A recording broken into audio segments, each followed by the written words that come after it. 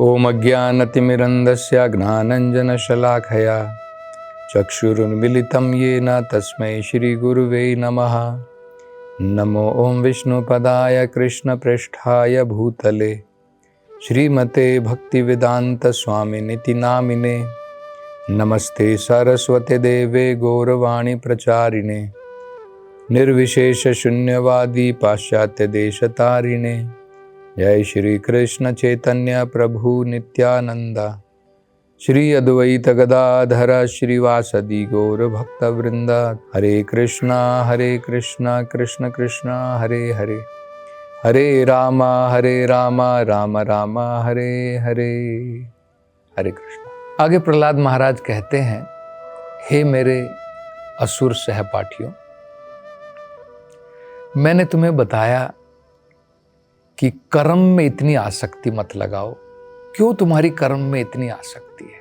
भौतिक कर्म, क्योंकि यही कर्म तो है अज्ञानता के कारण जो हम लोग करते हैं, अनेकों प्रकार की काम वासनाओं के साथ, इच्छाओं के साथ में, जिसके कारण तुम्हें शरीरों की प्राप्ति होगी और उन शरीरों में बार बार जन्म लेना, बार बार मरण होना, अनेकों प्रकार के कष्ट भोगना। उसकी जगह में भगवान के ऊपर आसक्ति लगाओ। और उन्होंने कहा था कि कर्म छोड़ने की कोई जरूरत नहीं है। वही कर्म जो हम लोग करते हैं उसका शुद्धिकरण करना है। वही कर्म जो हम अपनी इंद्रिया भोग के लिए करते हैं, तृप्ति के लिए करते हैं, भगवान की संतुष्टि के लिए करेंगे तो वो कर्म हमें बंधित नहीं करेंगे। वही कर्म हमारी मुक्ति का कारण भी बन जाएंगे। तो कर्म छोड़ना नहीं है, उसको शुद्ध करना है, लेकिन भौतिक कर्मों से आसक्ति नहीं रहनी है, वो उन्होंने कहा था। उसकी जगह में भगवान से भक्ति में आसक्ति लगानी है। तो अब वो बताते हैं कि भक्ति में आसक्ति लगाना बहुत स्वाभाविक है, वो हमारा स्वभाव है। वो कहीं ये जो भक्ति में हम लोग अपना मन अभी नहीं लग रहा है, वो अलग बात है, परंतु जब हमारा अंतःकरण शुद्ध हो जाएगा, अपने आप नेचुरली स्वाभाविक तरीके से हम भगवान की तरफ आकर्षित हो जाएंगे। जिस प्रकार से उदाहरण दिया जाता है, जिस प्रकार से एक लड़का और एक लड़की स्वाभाविक अट्रैक्शन होता है भौतिक संसार में, ठीक इसी प्रकार आत्मा परमात्मा का ही अंश है, उसका भगवान के साथ स्वाभाविक आसक्ति है, अट्रैक्शन है, लेकिन अभी माया के द्वारा कवर हो गया है। बस इतना हमको समझना है। अब वो बताते हैं कि असल में न ये शरीर हमें अत्यंत प्रिय है, न शरीर से जुड़ी हुई वस्तुएं। असल में अभी हमको लग रहा है अरे शरीर मुझे बहुत प्रिय है, वो अज्ञानता में है। अज्ञानता में शरीर हमें सबसे प्रिय है, शरीर से जुड़ी हुई वस्तुएं हमें अत्यंत प्रिय है, मेरा घर, मेरा बैंक बैलेंस, मेरा। वो कहते हैं कि असल में अगर हम इसको थोड़ा समझने का प्रयास करें तो हमें ये समझ में आ जाएगा हम शरीर से इतने आसक्त क्यों हैं। क्योंकि ये शरीर, इसके अंदर में आत्मा है, इसके अंदर में परमात्मा है। अरे आत्मा और परमात्मा शरीर से निकल गए तो क्या ये शरीर आपको प्रिय होता है? ये समझने लायक बात है। ये शरीर हमको तब तक ही प्रिय है जब तक ये जीवित है। ये जीवित क्यों है? क्योंकि इसमें आत्मा और परमात्मा है। अगर आत्मा और परमात्मा दोनों इस शरीर से निकल गए तो क्या ये शरीर हमें आकर्षित करेगा? मान लीजिए हम अपने पिताजी से, अपनी माँ से बहुत आसक्त हैं और वो चल बसे हैं, तो क्या उस शरीर को हम लोग पूरी जिंदगी लेकर के बैठेंगे कि यही मेरे माता पिता? हमें समझ में आ जाएगा अरे वो तो चले गए, ये तो इनका शरीर था, छोड़ दिया। तो शरीर क्यों प्रिय है? क्योंकि ये शरीर के अंदर में आत्मा है। और दूसरी बात ये भी है कि शरीर भी भगवान की ही शक्ति है, पंचभूतों का बना हुआ है, तो ये भगवान की ही तो शक्ति है। भगवान की शक्ति होने के कारण हमें प्रिय है। दूसरा, हम अपने आप से क्यों प्रेम करते हैं इतना? हमें भाई अपनी जान बचाने के लिए हम कुछ भी करते हैं, क्या नहीं करते हैं? क्योंकि आत्मा वो परमात्मा का अंश है, इसलिए। मतलब असल में हमें परमात्मा के साथ आसक्ति है।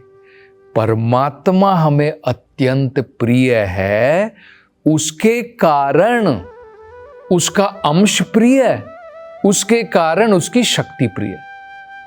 क्योंकि परमात्मा हमें अत्यंत प्रिय है, उसी का अंश आत्मा है, इसलिए हमारी आसक्ति आत्मा की तरफ है, हमारी तरफ है। और क्योंकि ये शरीर भगवान की ही शक्ति है, पंचभूतों से बना है, इसलिए ये शरीर हमें प्रिय है। मतलब असल में तो हमें समझना है कि भगवान हमें अत्यंत प्रिय है। ये प्रहलाद महाराज बता रहे हैं कि असल में हमें अपने ऐसे कर्म करने चाहिए जिन कर्मों के द्वारा हमें भगवान की तरफ आसक्ति बढ़े। ऐसे कर्म मत करो जिसके द्वारा हम भगवान से और ज्यादा विमुख हो जाएं। पाप कर्म करने से हम भगवान से विमुख हो जाएंगे और हमारा संसार का बंधन बढ़ जाएगा। पाप कर्म छोड़ करके भक्ति के कर्म करें, श्रवणम कीर्तनम। इससे क्या होगा? हमारा भगवान की तरफ जो आसक्ति है, जो भगवान हमें असल में प्रिय है लेकिन अब ढक गया है, तो वो निकल करके बाहर आ जाएगा। हमारी आसक्ति भगवान की तरफ जागृत हो जाएगी। जागृत मतलब अभी सोई हुई है लेकिन सुसुप्त अवस्था में है, वो जागृत हो जाएगी। एक और जो अब आगे वो बताते हैं प्रहलाद महाराज, वो कहते देखिए भक्ति कितनी महत्वपूर्ण है। वो कहते हैं कि कोई भी करे, वो अलग अलग बताते हैं, देवता, असुरा, मनुष्य, यक्षा, गंधर्व, या कोई भी जीव इस ब्रह्मांड के अंदर में अगर भगवान मुकुंद की सेवा में लगता है, उसके लिए ये कर्म, भगवान की सेवा में लगना सबसे शुभ परिस्थिति है। सबसे शुभ परिस्थिति वही है। कर्म हमें इंद्रिय भोग तृप्ति के लिए नहीं करने हैं, वो सबसे अशुभ है परिस्थिति। जब हम कर्मों को भोग वासनाओं के लिए करते हैं, इंद्रिय तृप्ति के लिए करते हैं, शरीर के लिए करते हैं, शरीर से जुड़ी वस्तुओं के लिए करते हैं, सबसे अशुभ परिस्थिति है। क्योंकि उसी के द्वारा बंधन होगा, अगले जीवन मिलेंगे, कष्ट भोगेंगे। वही कर्म अगर हम भक्ति की तरफ मोड़ देते हैं, वही शुभ परिस्थिति हो जाती है। और वो कहते हैं बिल्कुल उस प्रकार की शुभ परिस्थिति जिस परिस्थिति में मैं स्वयं हूं। प्रहलाद कह रहे हैं, प्रहलाद जैसे महाजन हैं, जैसे भीष्म हैं, जनक महाराज हैं, शुकदेव गोस्वामी हैं, परीक्षित महाराज हैं, इनको महाजन कहते हैं। उनमें से प्रहलाद भी एक हैं। वो कहते हैं कि उस प्रकार की शुभ परिस्थिति हो जाती है। और उसके लिए ऐसा नहीं है कि केवल मनुष्य कर सकता, वो कहते हैं देवता भी, असुर भी। वो कहते हैं असुर, यक्ष, गंधर्व या कोई भी जीव ब्रह्मांड में अगर भगवान की भक्ति में लगता है, उसके लिए वो सबसे शुभ परिस्थिति है। अब आगे एक बहुत महत्वपूर्ण बात बताते हैं। वो कहते हैं कि भगवान को संतुष्ट करने के लिए हमें कुछ कठोर परिश्रम की जरूरत नहीं है। देखिए बहुत सुंदर बात बताते हैं, द्विजोत्तमा, ऐसा नहीं है कि मुझे ब्राह्मण बनना है, ब्राह्मणों में श्रेष्ठ द्विजा मतलब होता है ब्राह्मण, उत्तमा मतलब श्रेष्ठ। ऐसा नहीं है कि मुझे ब्राह्मणों में सबसे श्रेष्ठ बनना है तब जाकर के भगवान बहुत संतुष्ट होंगे और मुझसे प्रसन्न हो जाएंगे। वो कहते हैं कि नहीं, द्विजोत्तम बनने मात्र से भगवान संतुष्ट होने वाले नहीं। देवत्वम, ऐसा नहीं है कि मुझे देवताओं की पोजीशन हासिल करनी है, कि मैं जब देवता बन जाऊंगा तब भगवान मुझसे बहुत प्रसन्न हो जाएंगे। फिर कहते हैं ऋषित्वम, ऐसा नहीं है कि मैं सब कुछ छोड़ करके जंगल में चला जाऊंगा, ऋषि का जीवन जीऊंगा, तब जाकर के भगवान मुझसे अत्यंत प्रसन्न हो जाएंगे। या फिर न वृत्तम, वृत्तम, वृत्तम का मतलब होता है ऐसा नहीं कि मैंने शिष्टाचार सीख लिया, अच्छे आचार करूंगा, कोई गलत काम नहीं करूंगा, चोरी नहीं करूंगा, डाका नहीं डालूंगा, और उससे भगवान बहुत प्रसन्न हो जाएंगे, भगवान संतुष्ट हो जाएंगे। ऑनेस्टली, ईमानदारी से मैं काम करूंगा बस। ऐसा नहीं कि भगवान उससे संतुष्ट हो जाएंगे। न बहु ज्ञाता, पर ऐसा भी नहीं है कि आपने वेदों का बहुत पठन कर लिया है, आप वेदों के बहुत बड़े ज्ञाता हो गए हैं और भगवान आपसे बड़े प्रसन्न हो गए। वाह भाई, ये व्यक्ति तो वेदों का ज्ञाता है। जैसे आपने नाम सुने होंगे, जिसे चारों वेदों का ज्ञान है उसे चतुर्वेदी कहते हैं। तो ऐसा नहीं कि मुझे चतुर्वेदी बनना है, चारों वेदों का ज्ञान आना है तब भगवान मुझसे बड़े प्रसन्न होंगे। नहीं तो कम से कम मुझे त्रिवेदी तो बनना है।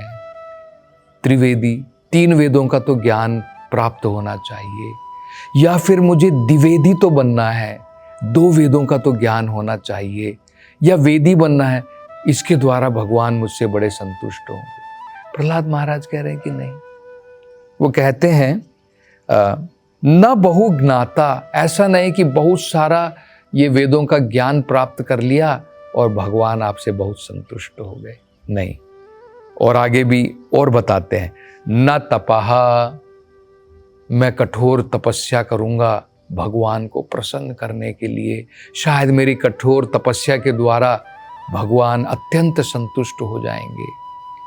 मैं एक टांग पर खड़ा हूं और ऊपर देख रहा हूं हिरण्यकशिपु की भांति, और इस प्रकार की कठोर तपस्या से शायद भगवान अत्यंत संतुष्ट होंगे। प्रहलाद महाराज कह रहे हैं कि नहीं, तपस्या के द्वारा भी भगवान संतुष्ट नहीं होते हैं। न शौचम, ऐसा नहीं है कि मैं सब कुछ शुद्ध रखूंगा, अपना शरीर शुद्ध रखूंगा, मन भी शुद्ध रखूंगा और उसके द्वारा, उसको शौचम कहते हैं, शुद्धता, उसके द्वारा भगवान बहुत प्रसन्न हो जाएंगे। नहीं। न व्रतानी, मैं सोमवार के व्रत प्रारंभ करूंगा, शुक्रवार के व्रत प्रारंभ करूंगा, अनेकों प्रकार के व्रत करता जाऊंगा, 30 सालों तक, अगले 30 सालों तक बहुत सारे व्रत करूंगा, शायद इसके द्वारा भगवान बहुत प्रसन्न हो जाएंगे। प्रहलाद महाराज कह रहे हैं न व्रतानी, न व्रतों के द्वारा, न इज्जा, न अनेकों प्रकार के यज्ञ करने के द्वारा। मैंने अश्वमेध यज्ञ करवाया, मैंने अनेकों प्रकार के जो यज्ञ बताए गए हैं वेदों के अंदर में, कर्म कांड के अनुसार अनेकों यज्ञ करवाए, शायद इससे भगवान संतुष्ट हो जाएंगे, प्रसन्न हो जाएंगे। प्रहलाद महाराज कह रहे हैं कि इसके द्वारा भी भगवान संतुष्ट नहीं होते हैं।